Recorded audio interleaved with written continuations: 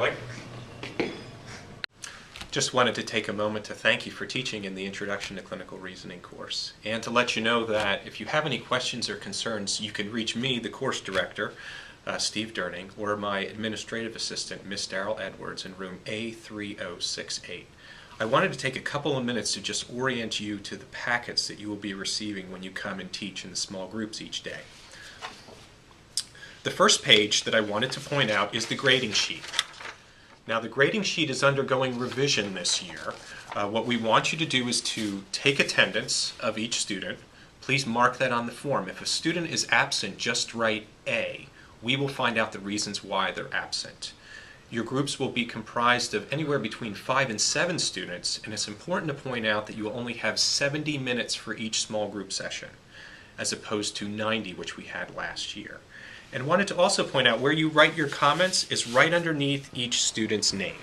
So simply put your comments underneath each student's name, and we would be happy to provide you with additional comments to help you with what we would call high quality comments for the course.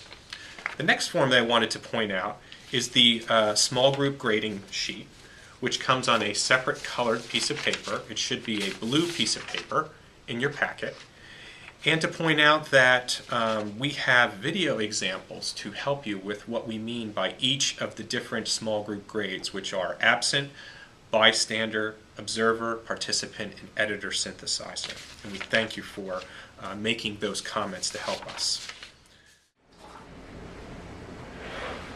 Here's your packet.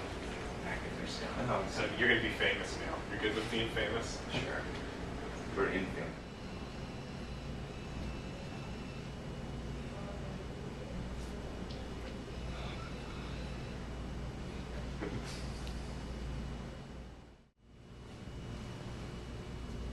Sir, it sounds like this guy may have unstable angina. It seems like his chest pain has been getting worse and worse with less and less activity, just by the definition.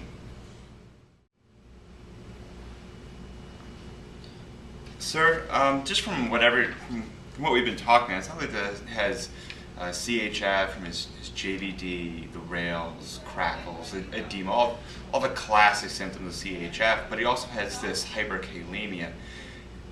What do we do with somebody that has these symptoms and we really can't use Kxalate because of the increased water load and worsening the CHF? Hey, so what do you think? Me? What do you say? Another important form in the packet is our small group teacher guide. A couple of points that I wanted to make here. First and foremost is make sure that you review the key teaching points which your section leader will provide for the session. Those are the points that we want you to cover in each session. You can cover all kinds of other points as you wish and as time permits, but make sure that you cover those essential points which will be tested. Ask the students to identify the pertinent findings.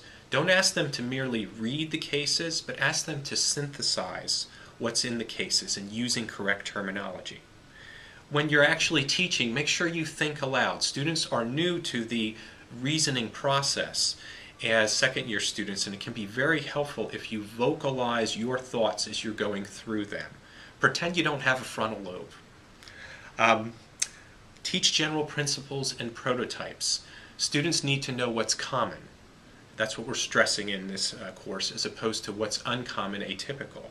That being said, it can be very beneficial to ask what-if questions, where you actually change a key feature in the case, which makes it a new case to the student, and then point out how that new key fact changes the diagnosis and potentially the management plan. And again, we are emphasizing the diagnostic step in this course as opposed to the management step in this course. It's important to teach and discuss multiple concepts, the key concepts, multiple times in multiple ways. Again, these are new learners, and it's very helpful to review as you go through the discussion. It can be very helpful to use Blackboard, the Blackboard that you'll have in the room, as well as other AV aids. We encourage you to bring photos, talk about particular patients, and use the Blackboard to help the students with reasoning. And compare and contrast related diagnosis. Do this out loud to help students. They are just learning about each disease in isolation, and your expertise in terms of how, for example, heart failure contrasts with pulmonary embolism or acute myocardial infarction, and how each of those diagnoses can sometimes present simultaneously and how you might recognize that would be very helpful to our students. Again, there are more key teaching points in the small group teacher guide that you can look at. We'd be happy to discuss that more with you as you see fit. The final form that I wanted to point out is just the ICR course feedback form. We are very interested in hearing what you think about the course and how we can improve things.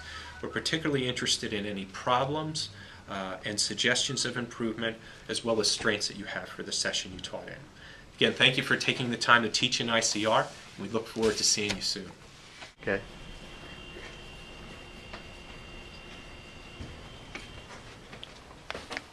Thank you. Hi, I'm Lou Pangaro. I'm the chair of medicine at USU. I understand that you're going to be helping us in the ICR, the clinical reasoning course this year. Thank you very much. There's nothing we do that's more important than helping students in their clinical reasoning skills, so we really appreciate what you're doing. If there's anything I can do for you, let me know. Thanks.